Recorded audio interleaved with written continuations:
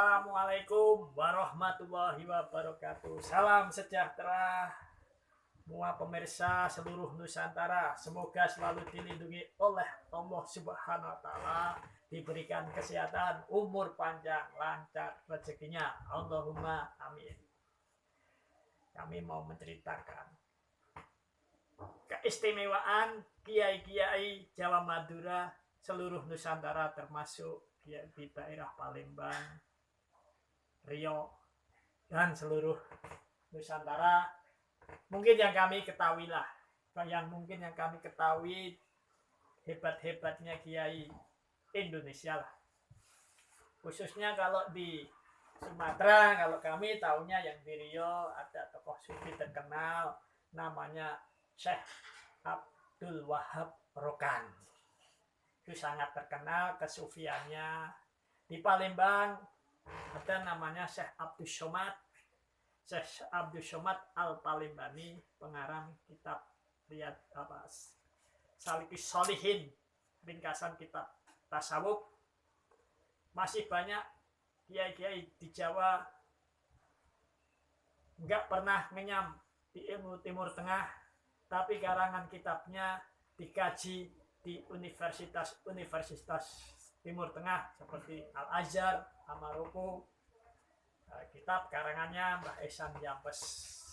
Mbah Ihsan Jambes itu belum pernah menuntut ilmu di Timur Tengah, tapi karangan kitabnya dikaji di Universitas Timur Tengah. Kiai Nawawi Al-Bantani, karangan kitabnya banyak sekali, seperti yang kecil-kecil Safinatun Najah, Ummul Tubyan, dan lain-lainnya. Juga dikaji di Universitas Al-Azhar Kairo. Kesaktiannya jangan diragukan, karena ketakwaannya, riadohnya bisa menjaga dari barang-barang yang syubhat. Itu hebatnya kiai-kiai Jawa, Madura, dan Sumatera. Dalam peperangan mengusir penjajah, banyak ulama-ulama dari eranya yang saya ketahui, Pangeran Diponegoro, Pangeran Diponegoro didampingi oleh guru-gurunya, sahabat-sahabatnya seperti Kiai Mojo, Kiai Hasan Senuko, Kiai Baharuddin, Kiai Langgeng, Kiai Kemiri, dan lain-lainnya. Dalam mengusir penjajah, Belanda nggak bisa menaklukkan dengan cara tipu muslihat. Akhirnya dengan cara tipu muslihat dia menangkap. Tapi Pangeran Diponegoro atau Raden Mas Ontowelyo itu juga ulama santri.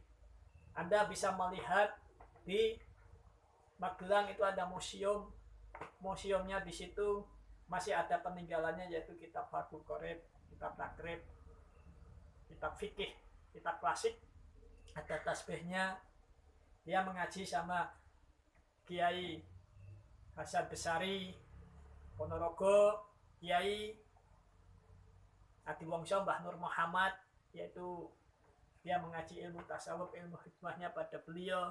Masih banyak kiai-kiai yang lain yang mempunyai keistimewaan dalam peperangan 10 November, atau orang kalau tanggal 10 November bisa dikatakan hari hari pahlawan. Tapi kenyataannya dalam sejarah terbaru bukan 10 November, yaitu tanggal 22 Oktober yang dijadikan sekarang hari santri. Yaitu dari Cirebon ada Mbah Kiai Abbas Buntet, yang dimana mau terjadi peperangan, dia minta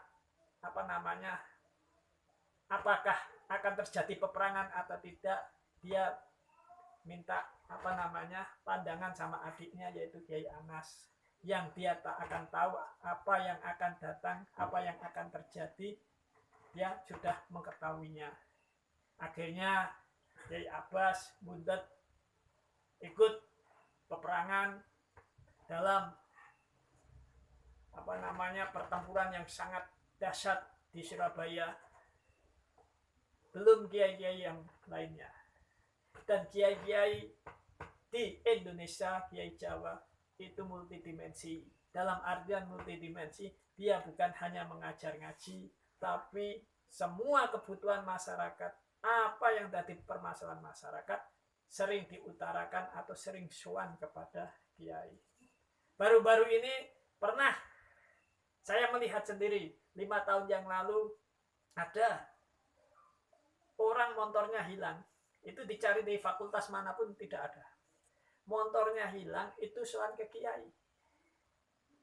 Motornya hilang ketika dia di sawah. Mau maghrib, motornya hilang. Soal ke Kiai.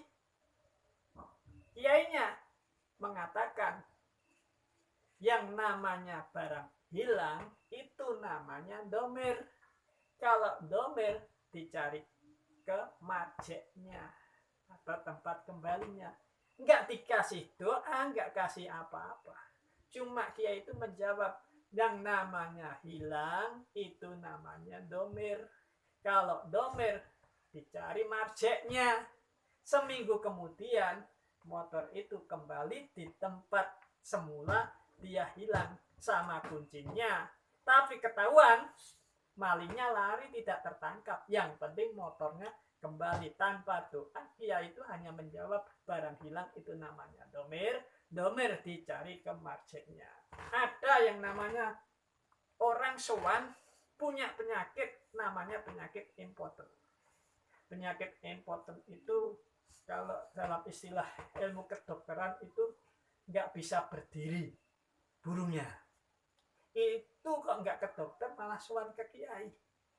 Kiai ya dengan keikhlasan dan kemantapannya dia dengan menyelentik burung itu dengan mengucapkan kum, huruf qaf didomah sama mim. Kum itu fi'il amar. Begitu burungnya diselentik, kum itu burung itu berdiri. Kum itu maknanya berdirilah kamu. Nah, itu fi'il amar. Cuma dengan selentik burungnya itu langsung berdiri. Kum. Kayak gitu. Itu di ilmu kedokteran nggak ada. Di fakultas mana nggak ada. Dengan fi'il amar, dengan 2 huruf qaf dan mim, dengan keyakinan dan kemantapan, keikhlasan, dengan ketakwaannya dia kepada Allah, dengan tauhid tingkat tinggi, dengan mengucapkan kalimat kum itu fi'il amar, burung tadi berdiri. Nah, itu kiai-kiai Indonesia itu multidimensi.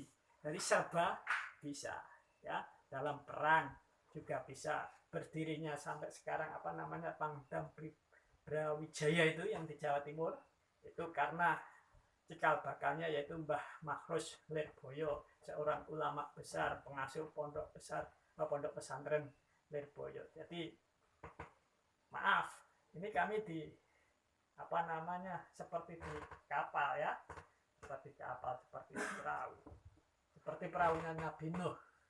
Yang memang zaman sekarang itu perahunya Nabi Nuh itu ya pondok pesantren. Karena kalau kita ingin selamat ya irkam ma'ana, naiklah kapal-kapalnya Nabi Nuh. Anak-anak Anda yaitu tadi dimasukkan di pesantren-pesantren, yang terutama masukkanlah di dalam pesantren, yang dimana di dalam pesantren itu ada yang namanya kitab Jurumiyah, karangannya Son Haji, ada kitab Mriti, Sorob, Alfiyah, karangannya Imam Ibnu Malik, ya. Kitab klasiknya ada Safinatun Najah, Fathul Qorib, Wahab, Mahali, Bukhari, Ihya, ada tafsirnya, tafsir Jalalain, tafsir Munir, tafsir Sawi, dan lain-lainnya. Nah, maka jangan salah memilih pesantren. Pesantren yang dimana ada kitab-kitab klasiknya, yang dimana kitab-kitab yang diajarkan di pesantren itu tidak ada yang mengajarkan ujar kebencian, caci maki. Semua mengajarkan yaitu saling menghormati, saling mengasihi, mengajarkan kehidupan kita sehari-hari, problematika amaliyah kesehari-harian kita dari segi kerjaan, pertanian, ibadah, pernikahan, jual beli, baik, semua ada. Jadi di dalam pesantren kitab-kitab yang dikaji itu problematika kehidupan sehari-hari dalam kita ibadah kepada Allah dan melaksanakan kita dalam amaliyah keseharian itu kita diatur dalam kitab itu, ya kan? Seperti contohnya yang namanya jual beli. Nah, di situ dijelaskan jual beli yang sifatnya goror, samar, itu gimana hukumnya.